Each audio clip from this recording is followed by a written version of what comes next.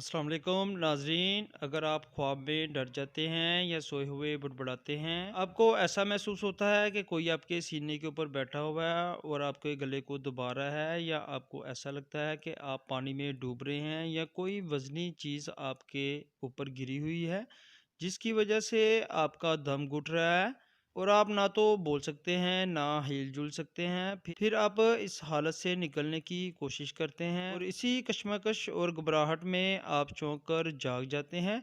इतबा और जदीद रिसर्च के नज़दीक ये मर्ज़ मिर्गी सक्ता या मौली खलवा जैसी मर्ज़ में शामिल होता है, लेकिन आम लोग मिर्गी जैसे मर्ज़ों की तरह इसे भी असेब और जिन्नात का हिस्सा समझते हैं।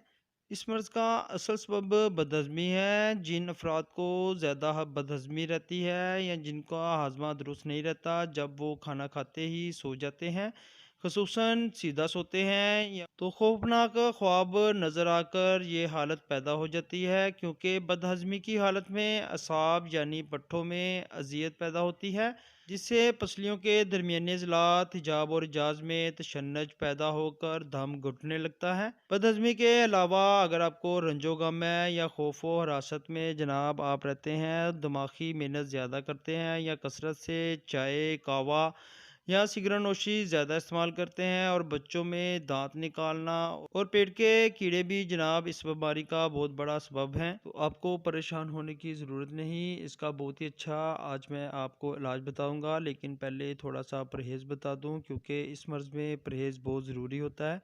आपने देर से हज़म होने वाली चीज़ें बिल्कुल इस्तेमाल नहीं करनी। गोभी, मटर, आलू, अरवी, माश की दाल और उसके अलावा मसूर की दाल, घी में तली हुई चीज़ें आपने बिल्कुल इस्तेमाल नहीं करनी। फ़ास्ट फूड वगैरह से भी आपने परहेज़ रखना है। आपने खाना भूख से कम खाना है। खाना खाते ही फ़ौरन आप ना सोएं, बल्कि कम अज़ कम आपको खाना खाने के बाद 2 घंटे के बाद सोना चाहिए। दाईं या बाईं तरफ करवट पर सोएं, सीधा बिल्कुल आपने नहीं सोना। खाना खाने के बाद कुछ देर आप चहलकदमी कर लिया करें तो ज़्यादा बेहतर है, ताकि ग़िज़ा मैदा में जल्द हज़म हो जाए।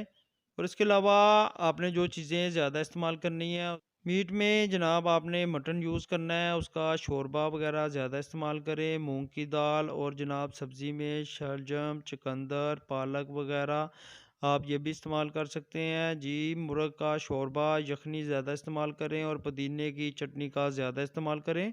और जब भी आप खाना बनाएं या इस्तेमाल करें जनाब, उसमें अदरक का ज़्यादा इस्तेमाल करें, क्योंकि अदरक इस मर्ज़ में बहुत ही ज़्यादा मुफीद है। और ये जो तमाम हर्बल अद्वियात जनाब आपको मैं बता रहा हूँ, ये आपको पंसार स्टोर से बआसानी मिल जाएंगी। तो आपको चाहिए कुर्स मिलियन जी। कुर्स मिलियन आपको चाहिए जनाब 3 अदद। अगर आपका हाजमा ख़राब है, आपका हाजमा दुरुस्त नहीं और कब्ज़ का मसला रहता है, तो जनाब आपने इस्तेमाल करना है कुर्स मिलियन। ये आपको 3 अदद जी, और या फिर आपने इस्तेमाल करना है तरफिल ज़मानी 7 माशा जी। ये रात को सोते वक्त इस्तेमाल करें, और सुबह को जो आपने खुराक इस्तेमाल करनी है जनाब, आपने ले लेना है जवारश जालिनूस जी। जवारश जालिनूस ये आपने 7 माशा आपको चाहिए। इसके साथ आपको चाहिए कुश्ता मरजान जी। ये आपने सुबह के वक्त इस्तेमाल करना है और इसको थोड़ा थोड़ा इस्तेमाल करना है, एक बार ही आपने इस्तेमाल नहीं कर लेना। जवारश जालिनूस 7 माशा और कुर्स मरजान जी, दोनों चीज़ें आपने मिक्स कर लेनी है जी जनाब। इसको अच्छी तरह से आपने मिक्स करके तो फिर इस्तेमाल करना है, और कम अज़ कम थोड़ा थोड़ा इस्तेमाल करना है, ज़्यादा आपने इस्तेमाल नहीं करना।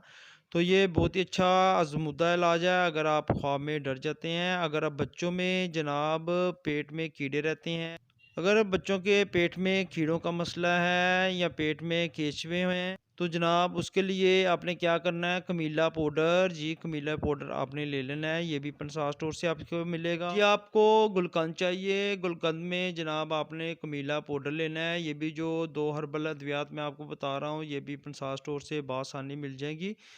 तो ये आपने सुबह शाम 6 माशा बच्चों को इस्तेमाल करवाएं, इंशाल्लाह ताला ये उनके कद्दू कीड़े और केचुए पेट में से ख़त्म हो जाएंगे।